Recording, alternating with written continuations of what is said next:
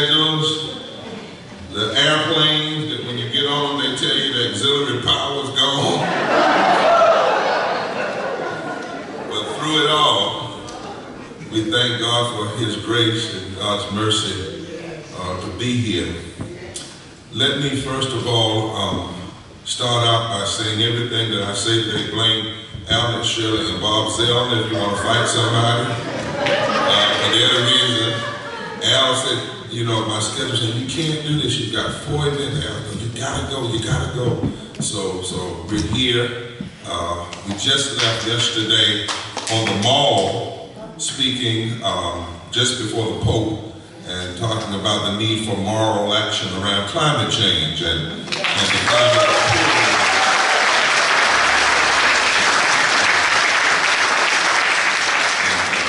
Talk some about that as well, because I had to say to some folk, you know, I'm an evangelical, so I want to say that right up front when we do some vlogs on that, because I'm sick and tired of them calling people evangelicals who don't even preach what Jesus preached. Amen. And, I said to them clearly yesterday, if you can't accept the Pope's message on justice and climate and care for the poor, you can't accept Jesus either. Amen. Let me thank Nita for all you were, and greet you as one who the lineage of Native Americans or natives run through my veins as well. I'm Tuscaroran. My great-great-grandmother and others were. I tell people I'm pretty much at home anywhere, because I have family members whose eyes are as blue and skin is as white as any European. I have Tuscaroans and I have African Americans, so you know, diversity works out pretty good. Look at me. Let me thank Carmen, the new president of the NAACP.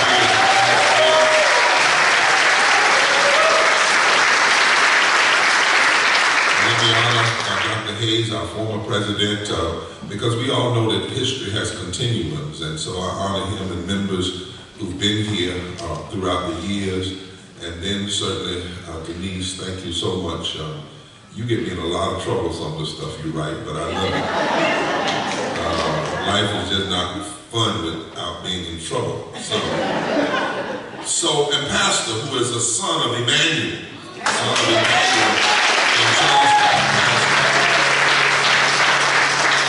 Now, I'm sitting here imagining, thinking about the history of this church, you know, Frederick Douglass coming along in the prior to Civil War, maybe coming here and having a group like this of abolitionists and other people. It's talking about what are we going to do? What are we going to do? And so for a while, for a moment this evening, I want to talk about that in just almost classroom style in some ways. I want to talk about building a movement to grab the heart of the moment. Building a movement to grab the heart of the moment. There's actually a book I've been reading that talks about the heart of our politics, the heart of our democracy. Now, because this is a Daily Kos gathering of bloggers, how many bloggers are here around? A whole lot of y'all. All right. I want to, some people haven't told you this, I want to tell you who you really are, what your name really is. Your name is Baruch. That's your name. Now, Baruch is a name that comes out of the Old Testament. That's in your Jewish friends. It means one who has been blessed of God, like Barak, but Baruch means one who has been blessed of God. In fact, Barak also means one who bows and pays homage to God as a form of, as an action of praise. But Baruch in Jeremiah was Jeremiah's scribe. In fact, in the 36th chapter of Jeremiah, it says that Jeremiah said, perhaps the house of Judah will hear all the calamity which I plan to bring on them, in order that every man will turn from his evil way. God was talking to Jeremiah and said, maybe if they could hear how bad things are, they could hear what's being done. If there was a way to separate them from the propaganda of the false prophets, perhaps they could turn. And it says right after God said that, then Jeremiah called Baruch. He called Baruch.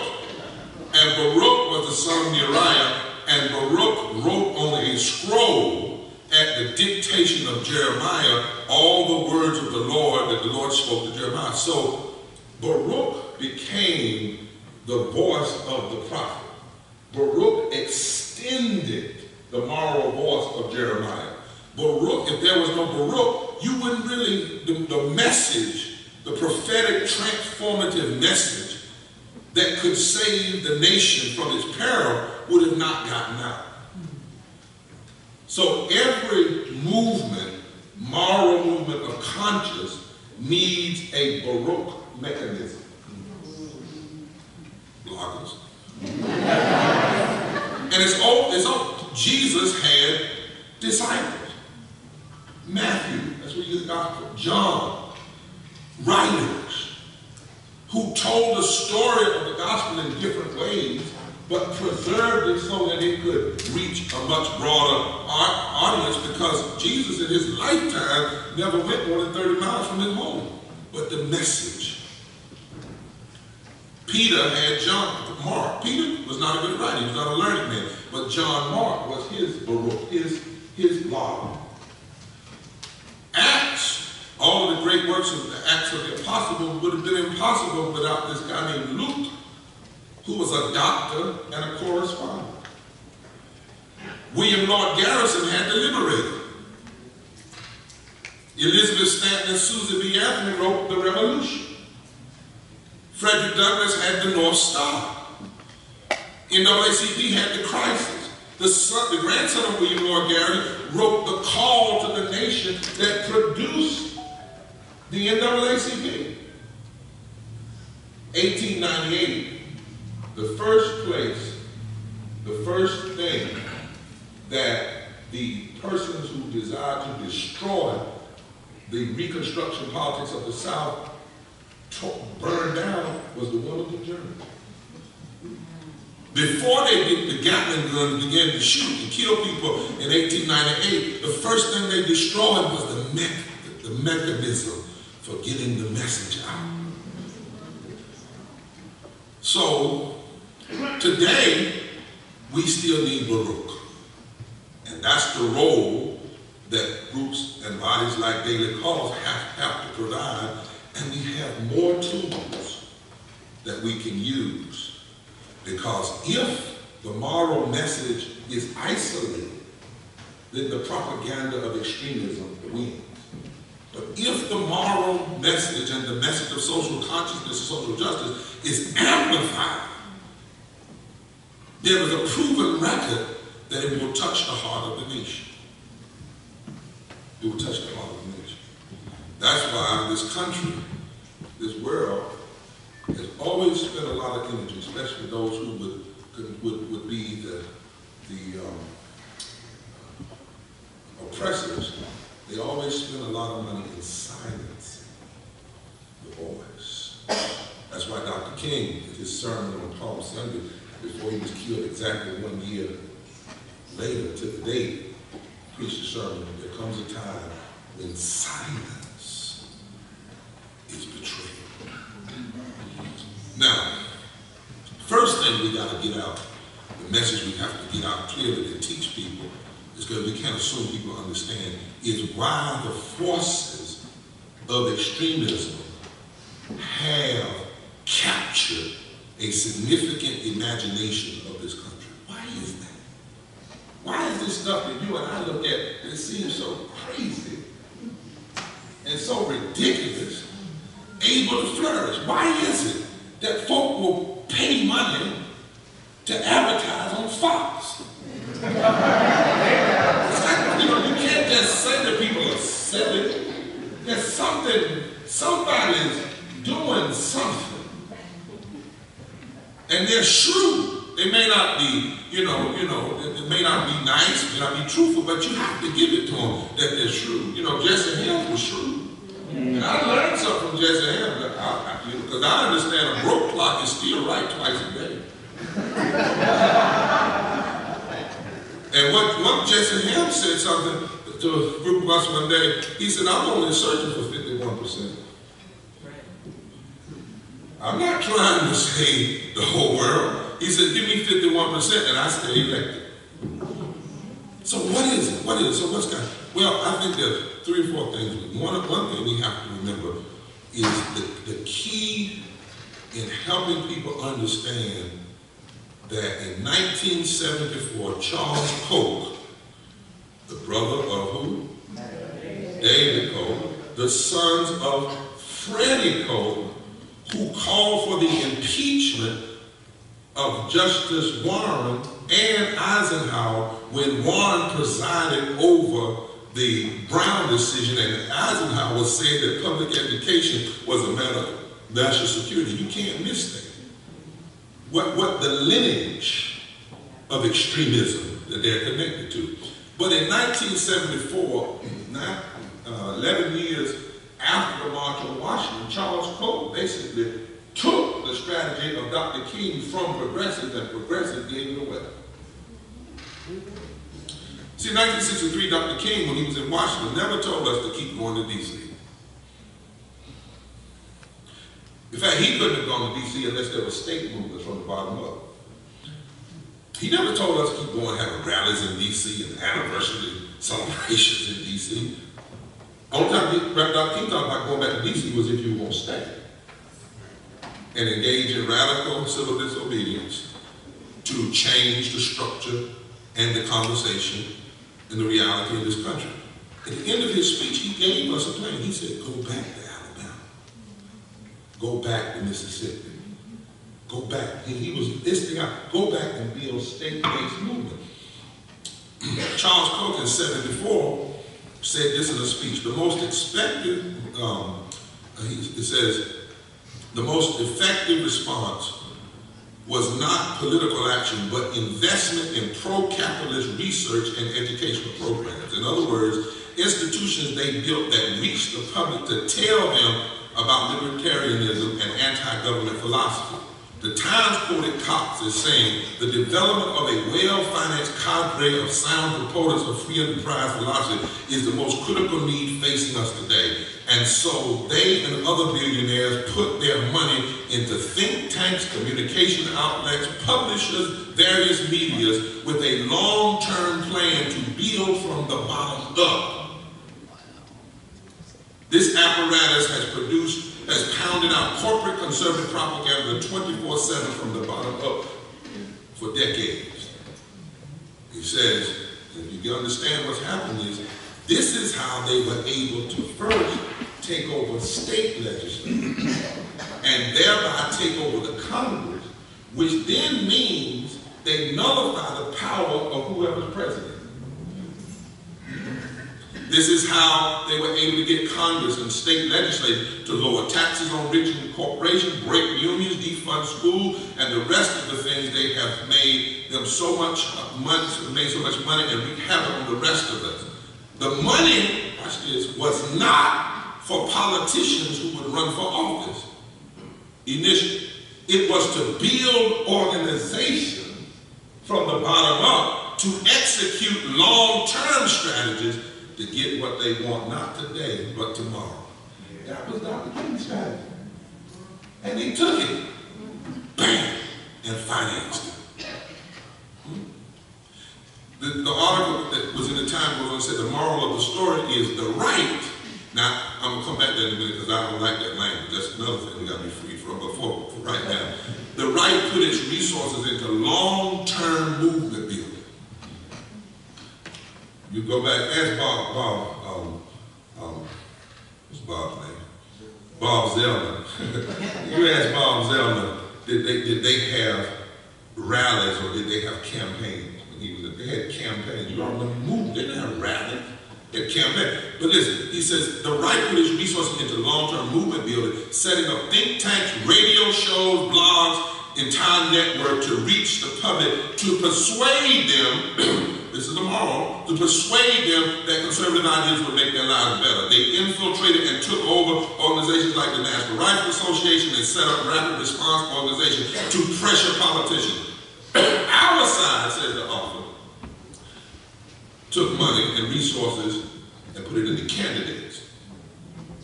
With so many people looking for a Messiah candidate to lead them out of the wilderness and somehow convince the public of the rightness of our cause. But then after the campaigns are over, the infrastructure dissolves, the expertise disperses, and it needs to be rebuilt every 2 or 4 years. That's the first reason why this extremism that we're seeing has such a hook in the American consciousness is because of the way they've been building. And we gotta remember that's our model. And at some point we gotta get upset with somebody taking our prophet's dream and using it to foster their nightmare. The second thing we are facing is corporate companies, how can I say, that how extremists use corporations to outsource their message by buying the message of the church. There's a new book called One Nation Under God, but I'll read it. And it outlines how when the New Deal was passed, a large number of the measures that I'm reading from the book were regulating business in some ways for the first time, and it empowered labor unions, and it gave the voice to the people. And corporate leaders resented both of these moves. Both of these moves. Now, the New Deal wasn't perfect because of some of the racial things that were done, but this part was very powerful. And it says the corporate leaders launched a massive campaign of public relations designed to sell the values of free enterprise. The problem was that their naked appeals to the merits of capitalism were largely dismissed by the public because nobody trusted them because of what had happened with the stock market crash. So when they realized, the book talks about, that making this direct case for free enterprise by them was ineffective, they decided to find another way to do it, and they decided to outsource the job. So they polled and they checked, and they found out that the most trusted men in America at that time were ministers. And so they outsourced the message to ministers. They used ministers to make the case that Christianity and unchecked capitalism were soulmates. This case had been made before, but in the context of the New Deal, it takes on a sharp new political meaning, the author says. Essentially, they argue that Christianity and capitalism are both systems in which individuals rise and fall according to their own merits. If you're good, you go to heaven. If you're bad, you go to hell. In capitalism, if you're good, you make a profit and you succeed. If you're bad or not living right morally, then you fail. They argue that the New Deal is not a manifestation of God's will, but rather a form of pagan statism and is inherently sinful. And then they develop a messenger to develop other messages. One of the first ones was named James Fifield. He takes over the pastor at the First Congregational Church in Los Angeles, an elite church, and he tells the millionaires what they want to hear. In fact, he actually says that reading the Bible should be like eating fish. We take out the bones to enjoy the meat. But the bones that he takes out are all of the texts that deal with justice. Accordingly, he disregards Christ's many injunctions about the dangers of wealth, and instead they preached a philosophy that's wedded to capitalism, wedded extreme unchecked capitalism to Christianity. And he becomes the front man for a number of corporate leaders. Alfred Sloan of General Motors, the head of the U.S. Chamber of Commerce, the National Association of Manufacturers, they heavily fund this organization to make sure he has airtime, radio time. And then Field sets out to recruit other ministers, and within 10 years he has 17,000 so-called ministers representing this organization, and they actually had preaching contests to figure out which sermons could best teach this message. Then they would sell those sermons to one another, and they would be preaching them all the same sermon in their pulpits all across the nation. C.R. Lincoln called it American. See, and some of the progressives that have thrown away Christianity, you need to realize what you're really mad at. You're not mad at Christianity, you're mad at American. This corporate Christianity that was taken over by the corporate elites in order to use clergy as a front men for oppression. Wow. That is not Christianity.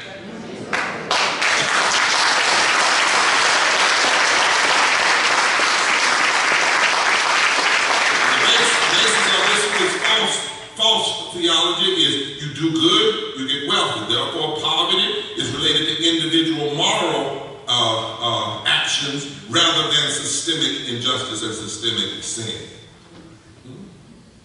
And these preachers said this was the, quote, American way of life.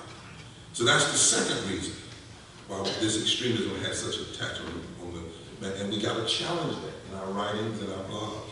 Third, the Southern strategy of 1968. You can't ever miss how powerful it still is.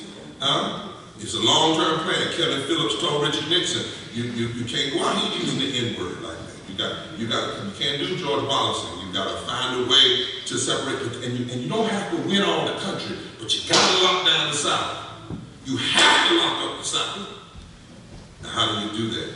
You can't use race straight up. So what you do is you talk about cutting taxes, entitlements, wealth redistribution, forced busing, states' rights, welfare queens. You suggest that the 1960s caused all the falling in America because of its freedom. And it worked for Nixon. And then Ronald Reagan uses it to the T. You read his speech in Philadelphia, Mississippi, when he was running for president. He used every word in the Southern strategy of the Southerners and got white Southerners to vote against their own self-interest. And he is still lifted up in this mythical faction because very few unpack this part of his campaign. And in some ways, that's what we see out front with Trumpism and why some of the other folks are so mad with Trump, because he's only telling out front what they really say in the back.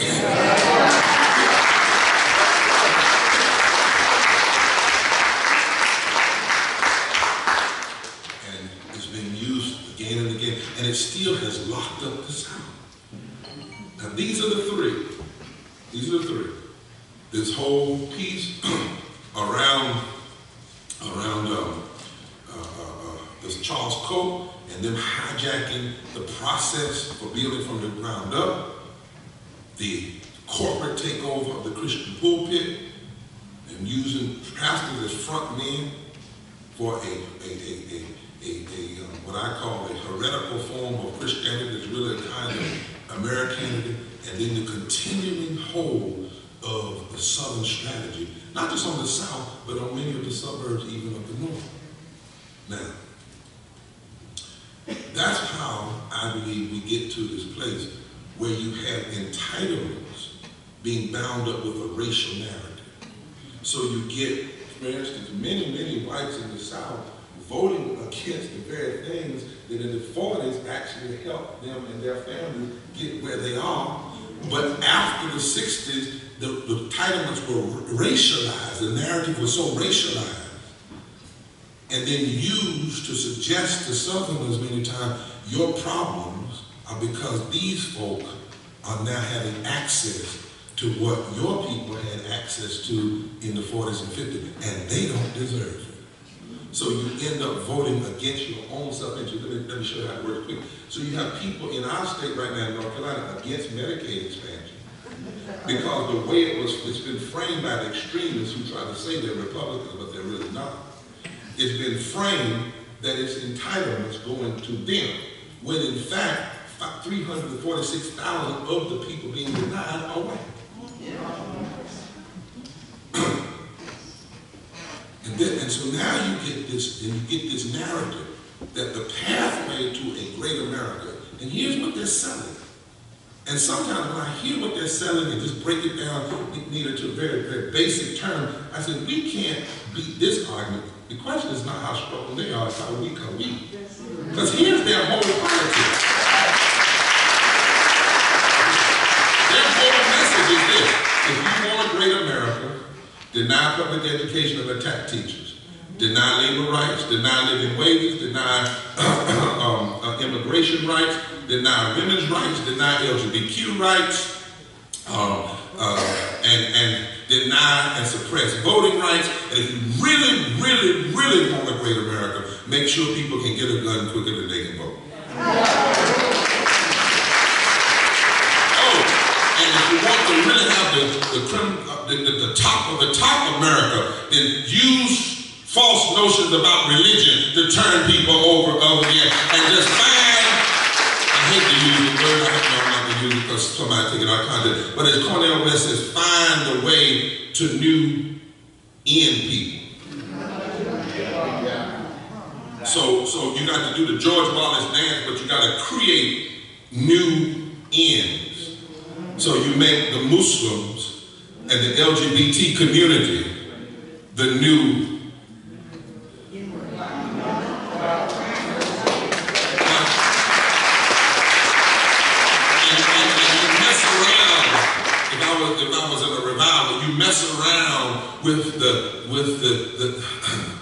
with the demon of racism that has never been totally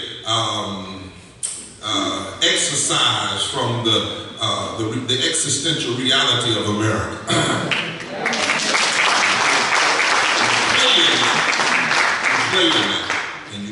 You cause fears now, and these things have allowed hostile takeover of state houses across the South particularly. But we in the moral movement believe it doesn't have to be this way. First, we need to remember history, and that there are examples in history where we have overcome extremism worse than this. Don't freak out. Yeah. The first, and I think it's important to educate people on the power of the first and second Reconstruction. First Reconstruction took place in the shadow of slavery and amid the wreckage of the Civil War. African Americans joined hands with white North and South who were willing to see them as allies, and ended up controlling every state house in the South within the first 4 years after slavery. Together, this fusion coalition elected new leaders, many of them African Americans, and many of those were former slaves, and the makers of the first Reconstruction hammered out, from a deeply moral perspective, new state and national constitution that created national citizenship open to people of all races. In fact, this is the 150th anniversary of the 13th Amendment this year that ended slavery. They built the first public schools, and in our Constitution made public education a constitutional right in the South in 1868. They extended the ballot to all men, regardless of color, and later would extend it to women. In the preamble, have you ever read the preamble of the North Carolina Constitution of 1868? You gotta read it, you gotta do some blogs on that. It says, and shame people, how did they be that progressive in 1868 to write this? We hold it to be self-evident that all persons are created equal, endowed by their Creator with certain inalienable rights, among which are life, liberty, the enjoyment of the fruit of your own labor. We're talking about labor rights in 1868. Long before the Knights of Labor came signed, long before AFL-CIO, they knew, blacks and whites knew, that labor without living wages, without the enjoyment of your fruits of your labor, is just a pseudo form of slavery.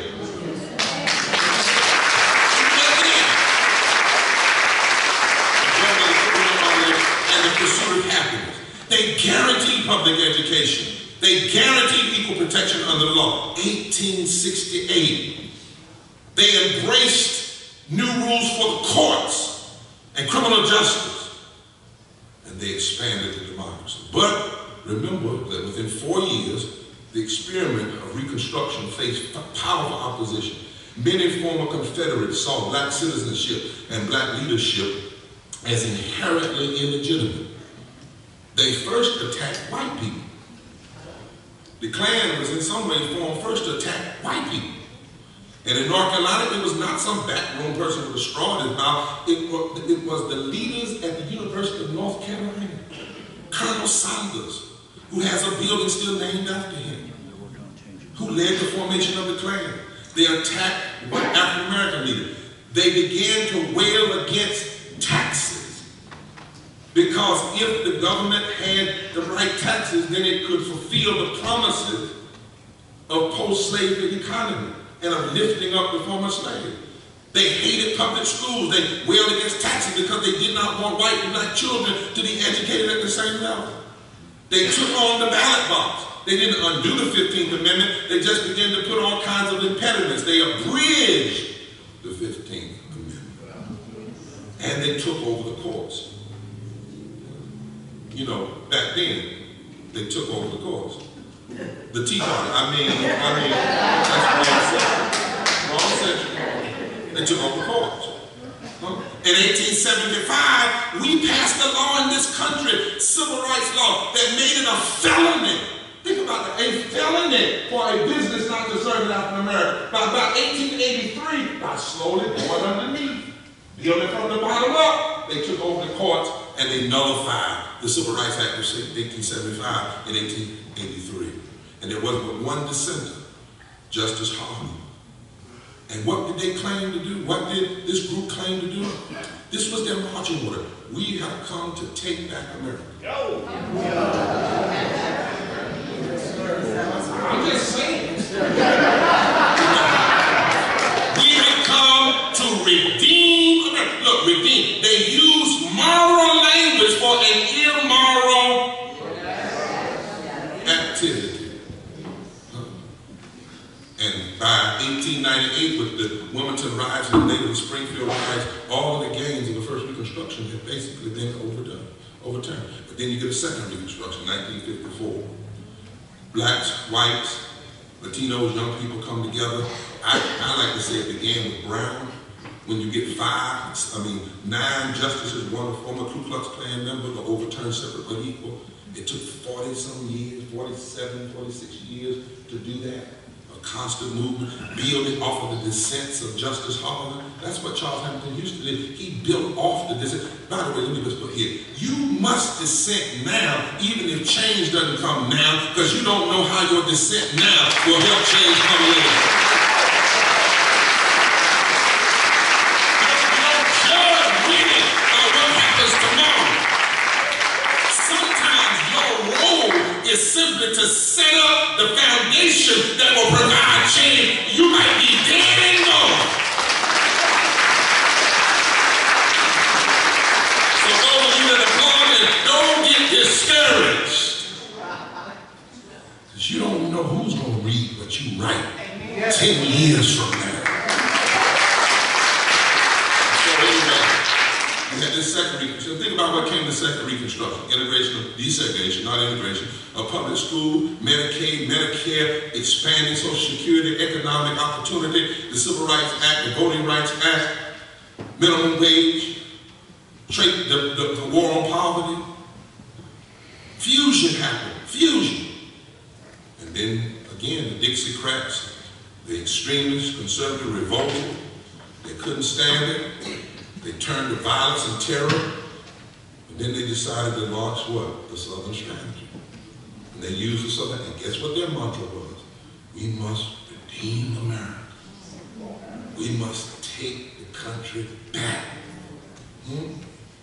But I believe therein lies a roadmap for us today. We must begin to think in terms of building, let me rephrase, of birthing a third Reconstruction. And I believe that all of this movement and all of this struggle is nothing but the birthplace of a third Reconstruction being born right in our midst. And I want to suggest 14 steps, 14 things that we believe are critical to the building of this third Reconstruction that we're testing in the moral movement, that we're learning to have some success. Because America's third Reconstruction depends on a moral movement, a matter of the heart, not just politics. That it is something for which I must give my life to. It is a struggle for which, if I get up in the morning and I'm not engaged in it, I'm not even really living. It's something with a deep call. And I believe it has to be deeply rooted in the South. And it has to emerge state by state. And I believe no single leader or organization can orchestrate it. It never has. And Here are the 14 steps. Number one, we must engage in indigenously led grassroots organizing across states. There's no shortcut around it. Must build relationships at the state level. Helicopter leadership by so-called national leaders will not sustain a moral movement. What you need is to make local movements national. The nation didn't change from D.C. down, it changed from Selma and Birmingham and Greensboro up. People come to me sometimes and they say, Reverend Barber, we like the work you're doing in North Carolina, but it's not national. I said, by whose standard? You don't have to have an address in D.C. to be national. All you got to do is have a movement that begins to touch the heart and the mind and the imagination of people across the nation. You don't have to try to be everywhere. When people say, Reverend Barber, come here and lead our movement, I said, no, but I will slip in and teach you what we've learned so you can lead it yourself. What we need are indigenous, by the way, prophets in the Bible are regional. That's why you had more than one. You got Amos, Micah. They also are time position. Amos, Micah, Jeremiah, Isaiah, Hosea, Habakkuk. They all were positioned for a particular area. And normally it wasn't a big area. But the work they did in that area had impact across. So what we need are an indigenously led, state-based, state government focus. Because most of the worst stuff happening to us is the place we have the least amount of attention. And that's in these state capitals. We got to figure out a way to get C-SPAN and blog inside of these state capitals, listening to the debates on the floor of these state capitals so that people can hear exactly what's being said and done. State-based state government folk, deeply moral, deeply constitutional, anti-racist, anti-poverty, pro-justice, pro-labor, transformative fusion movement. Yeah. Number two, we need to use moral language to frame and critique public policy regardless of who's in power. A moral movement claims higher ground than a mere partisan debate by returning the public discourse to our deepest moral and constitutional values. In other words, somebody must stand up and say, it doesn't matter what power and party is in power, or who has a political supermajority. There are some things that transcend political majority, partisan politics. There are some things that are just right, and there are some things that are just wrong. There are some things that are just extreme and immoral. Watch what I mean by that. For instance, we have to, we can't let, when these extremists say, we want to read the Constitution, we ought to be the first one to say, let's read it. Let's read it. That's exactly what I want you to do. Let's read it. And let's start with this, that freedom isn't even the first consideration of our Constitution. Because there is no concept of a freedom in the American Constitution without first the establishment of justice, the providing for the common defense, the promoting of the general welfare, and the insurance of domestic tranquility. You want to read the Constitution? Okay, let's read it. If you'll stop saying welfare is a bad word since it's found in the Constitution.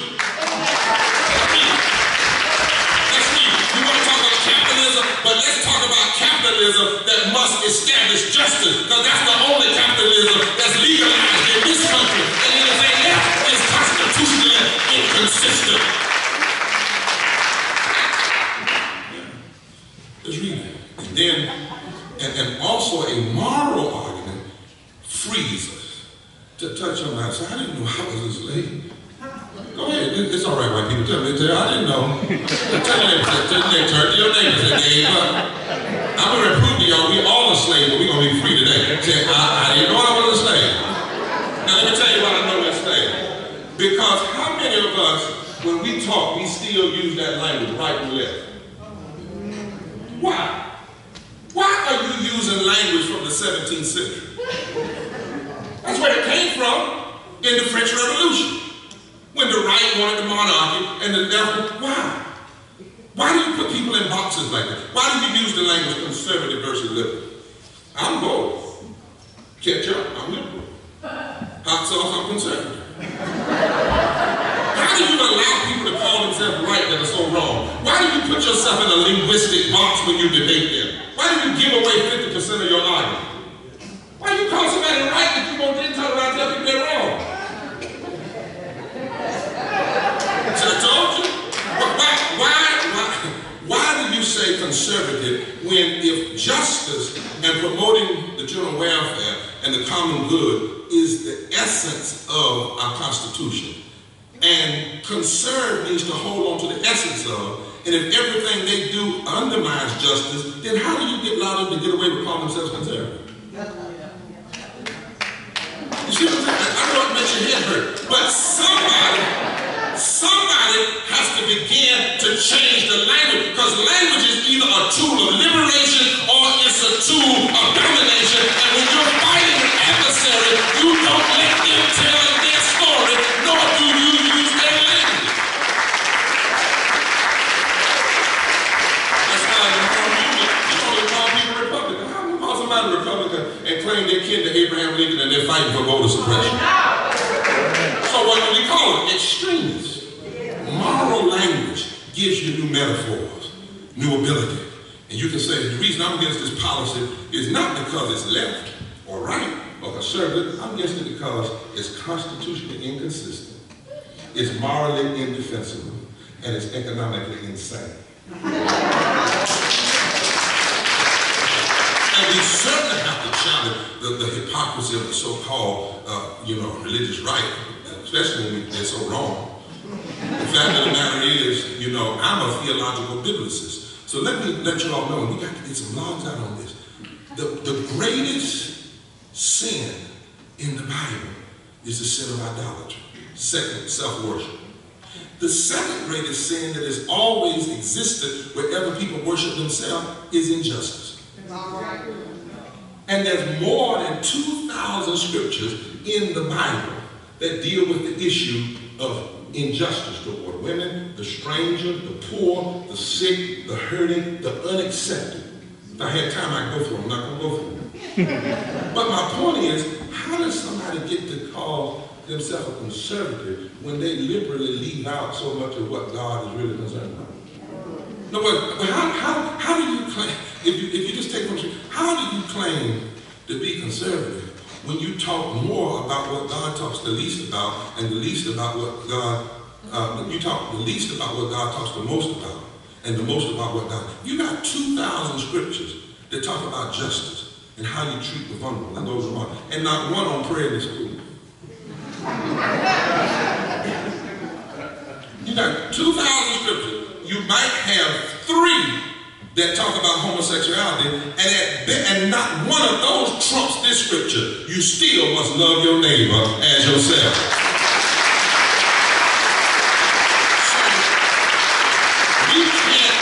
So we can't succumb to those who bought Christianity in the pulpit and turned it into Americanity and put preachers to be their front people, nor can we throw away because we're angry with them the deep religious and moral values that have been at the backbone of every progressive movement. There would have been no labor movement if it wasn't for the social gospel. Not I mean totally, but it was part of it. There would have been no abolition movement without William Lloyd Garrison when he got arrested in Boston, writing on his cell, I, William Lloyd Garrison, was arrested this day for preaching the damnable gospel that all men are created equal. There would have been no movement without the civil rights, without the theological framework and moral framework underneath the civil rights movement. So we are in a serious moral crisis when politicians welcome clergy.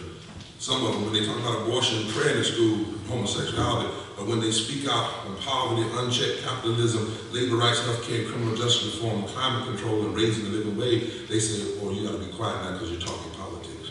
Yeah. We need a lot of logs saying we are talking politics, but it's the politics of Jesus. It's the politics of Isaiah.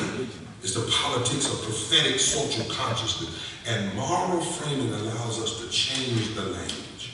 And we cannot allow so-called conservatives who are really extremists to engage in moral theological hypocrisy and hijack the powerful language of faith. And we have to do something that the Pope has done and that Moral Monday is showing to do. We've got to get the message out of the containers of the sanctuary into the streets where the prophets and Jesus live.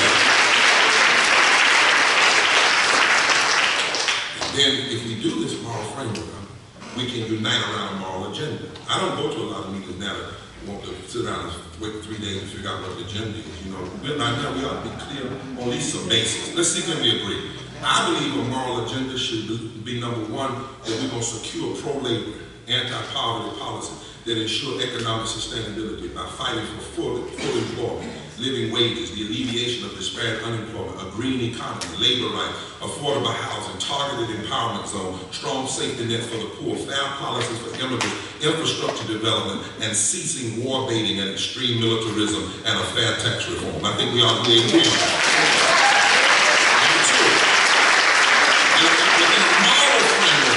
Whether it's a constitutional moral framework or a religious framework, we ought to be able to agree on education equality by ensuring that every child receives a high-quality, well-funded, constitutional, diverse public education, as well as access to community colleges and universities by securing equitable funding for minority colleges and universities. Number two, we ought to at least agree on health care for all. And we're going to begin by ensuring access to the Affordable Care Act, but we're not going to stop there. We're not going to stop there. We ought to be serious about guaranteeing Social Security, and especially black folks, since most of us and women didn't even get it until 1954. That's a sermon for another day. And we ought to be deeply committed to women's health and environmental protection.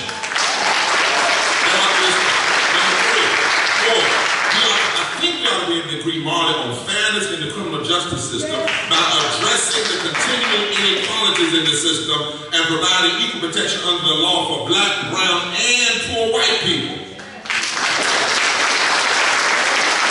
And then I think we ought to agree morally that we're going to protect and expand voting rights, women's rights, LGBTQ rights, immigrant rights, and the fundamental principle of equal protection under the law. And we understand that not as separate agendas, but intersections.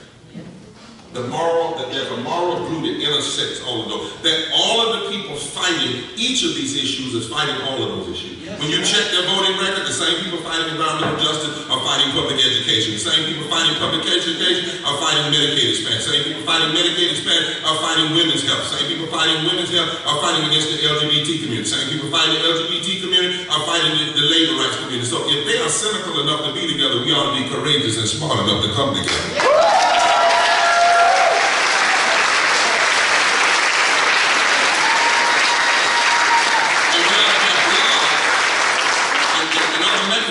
That right intersectional.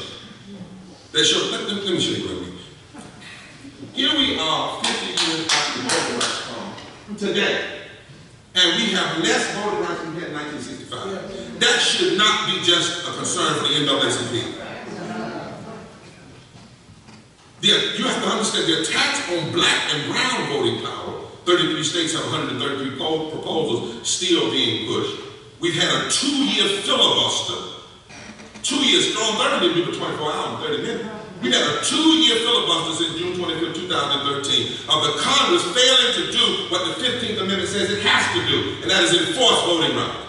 So for 2 years, they have not fixed Section 4 as was dictated to them by the Supreme Court, and thereby they have allowed an open season on voting rights that has unleashed voter suppression and apartheid redistricting all over the South and other places of the country, which then allows the extremists to hold Congress and state houses hostage. But here's what we got to make sure people are clear. The attack on voting rights is an attack on labor. It's an attack on women. It's an attack on public education.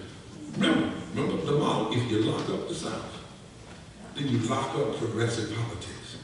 Which is why everybody, black, white, every organization that believes in progress should be unified in demanding that the Voting Rights Amendment Act that restores Section 4 be passed this year, and we ought to be making sure that not one presidential debate is held without them having to answer the question, where are you on voting rights 50 years after selling?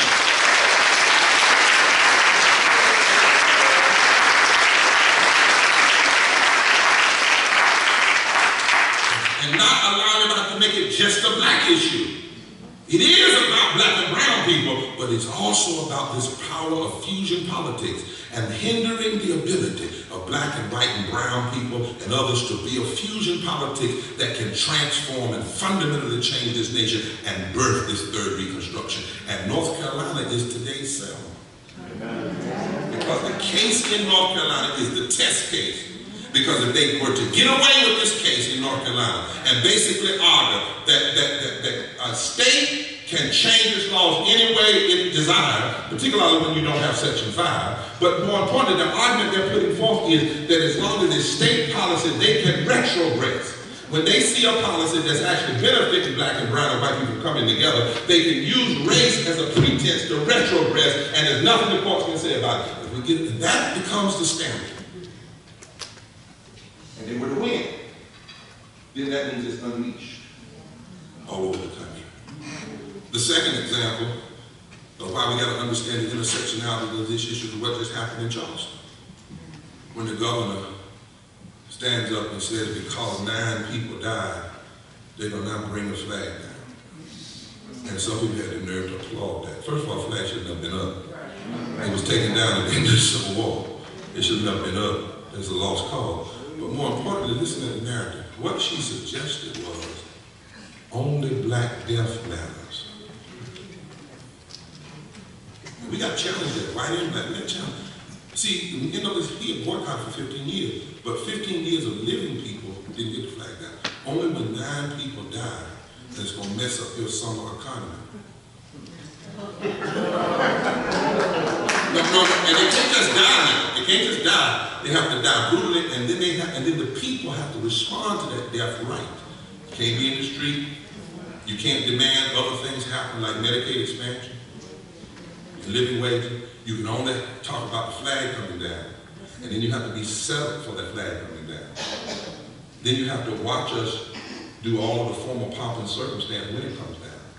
You have to be quiet. And even when you have the funeral, you can't have a funeral like Dr. King had when those 4 girls were blown up in the Birmingham church, where he stood up there and said, you don't know who killed these girls? Every politician that has fed their constituents the stale bread of hatred and spoiled of racism. Yes. Every preacher that has stayed behind their stained glass windows and not even gotten in the call, you can't have nobody say that from the pulpit. You basically have to act like Reverend Pickney died naturally. And you don't want mourning. You don't want a lot of mourning. Because if folks get to start the mourning, then the mourning serves will cut through the distortions. And if they mourn about those 9 people dying, I mean really mourn. And if the nation mourn, and if somebody gets up and says, you know, Reverend Pickney, the night the reason why he was late, because he was fighting for more money for the corridor of shame in public education. He believed in Medicaid expansion. His members believed in a living wage. So if we really want to honor Reverend Pickney, let's bring the flag down. But with those same pen that you bring the flag down, let's sign Medicaid expansion into law. Let's sign Daily Kos Connects. Let's say, no. Here it comes in. Shh. Well, a moral argument says you gotta have that conversation. And anything less is immoral. Anything less cheapens the lives. Anything less allows the narrative to say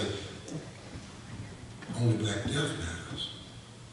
Anything less actually says, I'm going to misinterpret the forgiveness of the people. Those people forgave Dalen Roof because they recognized Dalen Roof was a symptom of a greater problem. Yes, it's called prophetic forgiveness. It's the same forgiveness as in the nonviolent community, where you forgive the individual while you still hold accountable the system. I was just there with the family on the Day of Grace when now they're fighting for the continuation of the things that family members stood for. And they're very clear that people ought not be misinterpreting their forgiveness. And a moral critique, not a Democrat or Republican critique, can unpack that. So in reality, what took place and the way the governor and others in South Carolina are attempting to use the flag coming down as a cover-up of the injustices that are still up is not just a black issue, it's intersectional. It's connected to labor, to LGBT rights, to voting rights, to women's rights. All of them is connected. Well, the other things that we say we've got to have, and I'll go through these quickly, is first of all, we've got to demonstrate a commitment to civil disobedience. Targeted, smart civil disobedience must be a part of bringing this third Reconstruction, and it needs to happen in the United States. Number 4, we got to build a stage from which to lift the voices of everyday people impacted by immoral policies. A moral movement must put a face on the injustices. And that's where bloggers, we need your help. We got to have some blogs that show the face of the people that have been denied Medicaid, so that the people that racialized entitlements can't get away with that. The face of the people that are being denied living wages. In fact, we need some good investigative bloggers that will find some people who died because of the lack of Medicaid, because these southern governors are allowing 8 million people to go without Medicaid expansion, and then ask the family to allow you to do what Mamie Till did when her son was killed. She invited Ebony Magazine in and kept the casket open. You need to help us find some preachers that will say, or some imams or some rabbis, that if somebody dies in your congregation and they couldn't live if they had Medicaid expansion, invite us at the end and let's have an open casket funeral. Let's invite the public in and say, this is not God calling somebody else. We refuse to have any more cute funeral. This is the result of bad public policy by legislators and governors, and it does not have to be this way.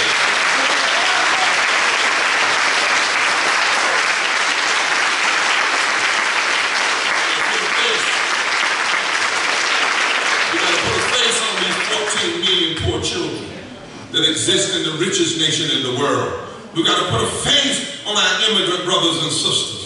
We got to put a face on those who need living. We got to put a face on those being hurt by environmental injustices. We got to blog, we got to write about it, we got to find the people who are having the health problems and the limbs that won't work. And then number 5, we got to recognize the centrality of race. Somebody asked you today, is it class or race? We need some bloggers that say it is. That's all I need to say. Don't waste a lot of time trying to separate race and class. It is. That race and race-based slavery and white supremacy is America's original sin. And we need some folk that say it that don't necessarily have ebony hue. Thank you. You can always, again, in the moral movement, this is how we do it in the moral movement. Some days, you know Tanya Rawls? Bishop Tanya Rawls? Some days Tanya Rawls and I get on the stand, and Tanya Rawls will stand up there and she'll say, I'm an LGBT woman, but I want to talk today about racism. And I'll get on the stand and say, I'm a straight man, but I want to talk about the LGBT issues. And for what? That's the point. Or sometimes I get up with some of the women with Planned Parenthood and others, and they'll come on the forum. We'll do a radio show, and they'll say, why are you here to talk about women's rights? I say, no, I'm here to talk about what's happening to black people. And I said, well, I'm a black man, but I'm here to talk about what's happening to women. In other words, we have to understand and let our adversaries know, this time you will never, ever separate us again, because we understand what's happening. We have people on own card, and we know the game that's being played on the American psyche.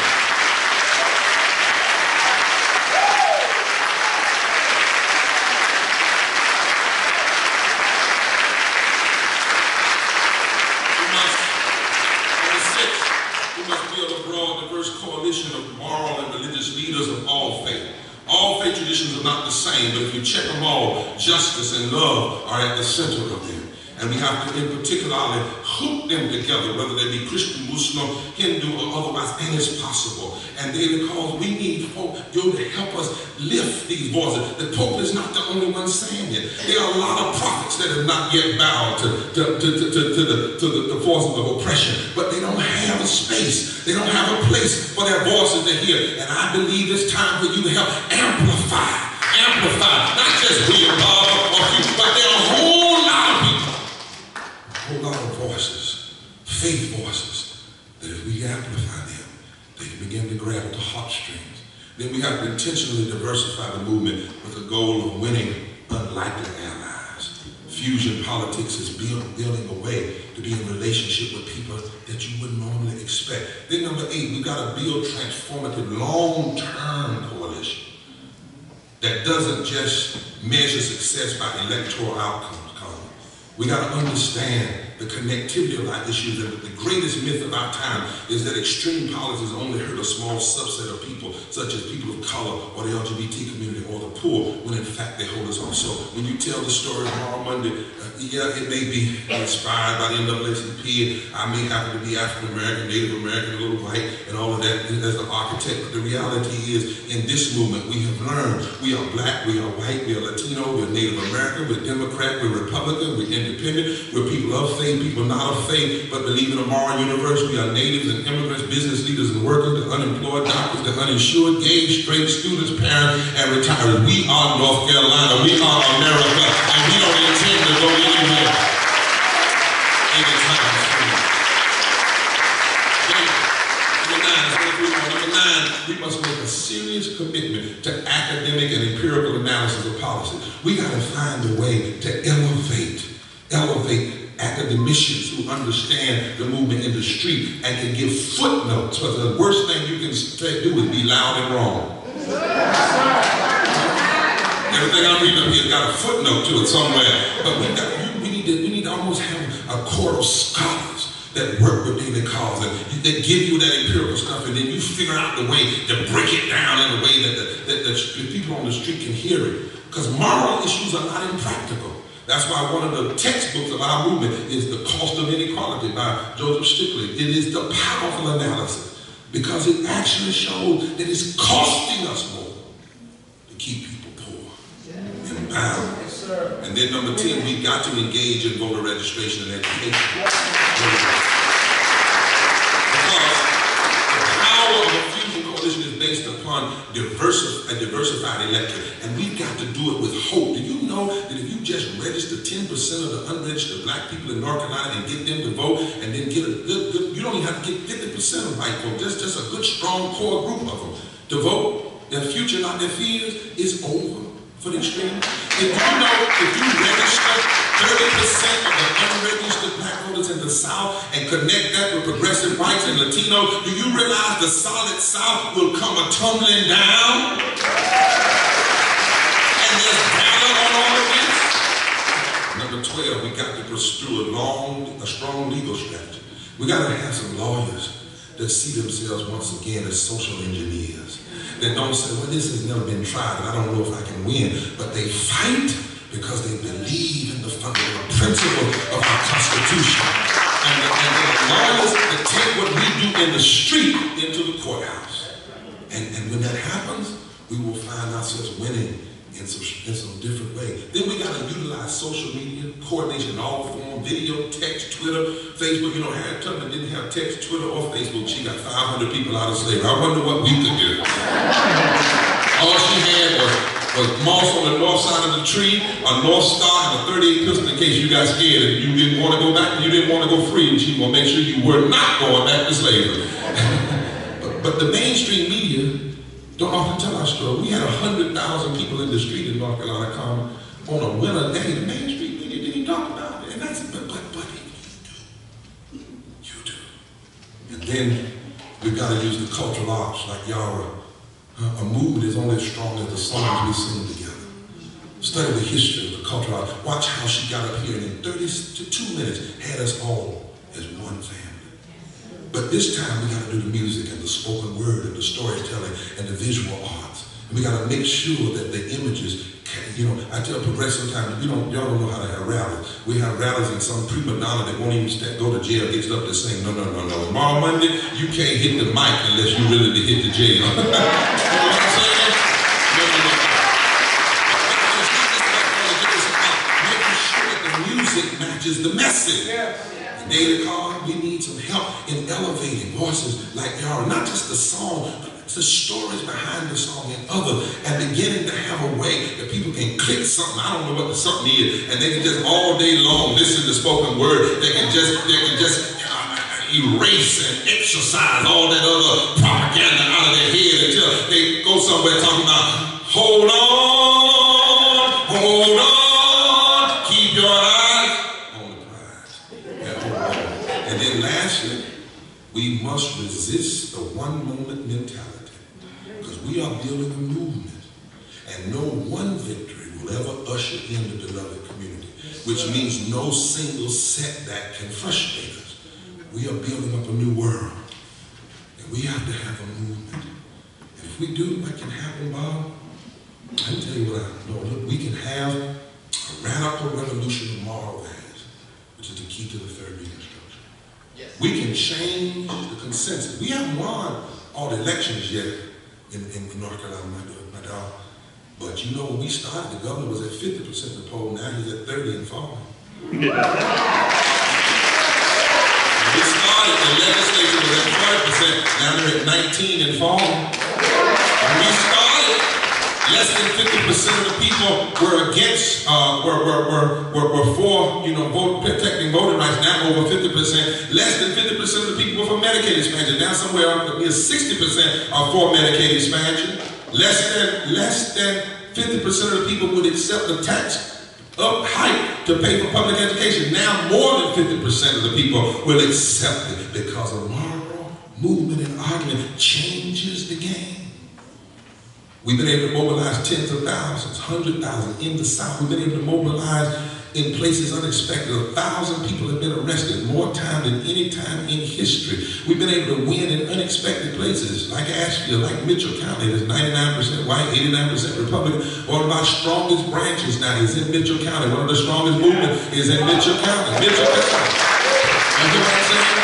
And up here in these mountains, when folk learn how to get together around these moral issues and pull off mountain money, this is the only place in the country that I know where incumbent tea partiers got sick home to drink tea. It was right up here in an off-year election. Yeah. With a moral movement, we can inspire young people. They'll come in because young people are idealistic and they're looking for some way to be a part of transforming. And when you give them space and they're not just a second thought, when you build a moral movement, you can build long-term where people do not feel depressed and anemic after an election, because they see victory different. Let me tell you how a moral movement sees victory, and I close. Frederick Douglass, 1857, had to do a speech after the Dred Scott decision. And all the abolitionists, certainly many of them, were suffering. They had suffered defeat after defeat. They were feeling bad.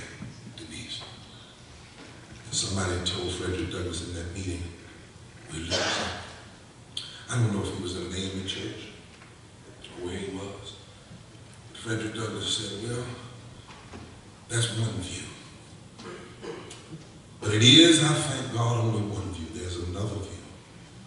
There's a brighter view. David, you know, looked small and insignificant when going to meet Goliath. But he looked larger when he had slain him. Was standing over him. Thus hath it ever been.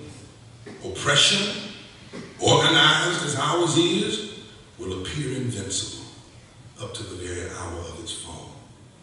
So, sir, let us look at the other side and see if there are not some things to cheer about, even with this decision. Let's see if there isn't something that will nerve us up anew to keep working toward emancipation. Take this fact, for instance. The anti-slavery movement has, from first to last, suffered no abatement. No matter what they do, we keep fighting. It's gone forth in all directions, and now it's felt in the remotest extremities of the Republic. Started out small and was without capital, either men or money. So, Moral Monday. The odds were all against it. It literally had nothing to lose and everything to gain. There was ignorance to be enlightened, error to be combated, consciousness to be awakened, prejudice to be overcome, apathy to be aroused, the right of speech to be secured, mob violence to be subdued, and a deep radical change to be inwrought in the mind and heart of the whole nation. This great work under God has gone on, and gone on gloriously. Setbacks, yes, but it keeps going. Amid all the changes, all the fluctuations, all the assaults, and the adversaries of every kind, it has remained firm in its purpose, steady in its aim, onward and upward, defying opposition, and never losing hope. our strength is in the growth of the anti-slavery conviction. And it's never halted, though we've not seen the ultimate victory yet. And there is, says Frederick Douglass, a significant vitality about this abolition movement. It has taken a deeper, broader, and more lasting hold upon the national heart than ordinary reform movements. And it is there that we have our answer. Those of you who still have hope in a progressive world in America, let us now build a movement whose goal is to have a lasting hold on the heart of the South and the heart of the nation. Let us build because our future depends on it.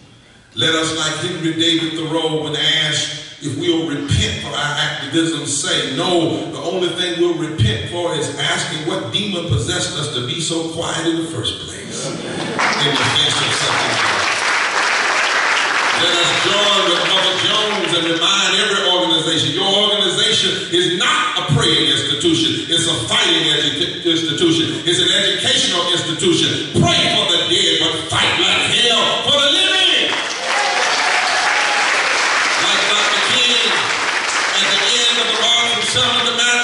Let our cry be, ain't gonna let nobody turn us around. Like Nelson Mandela in the midst of apartheid, remind ourselves every day, it always seems impossible until it's done. And so, Denise and Carmen and Nia, if y'all want to do something, I got an imagination. What if we hooked up together and had a radical revolution of moral values tour and revival all over the South and a few other states in the middle?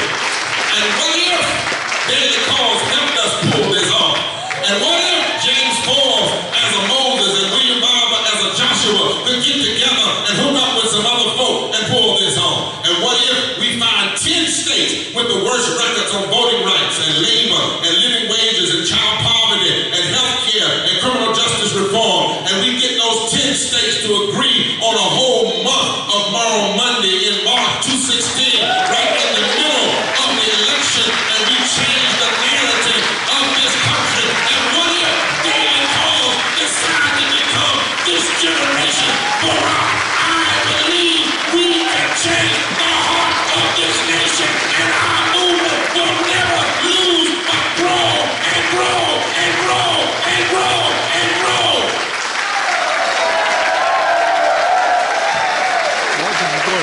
Yeah, what he said.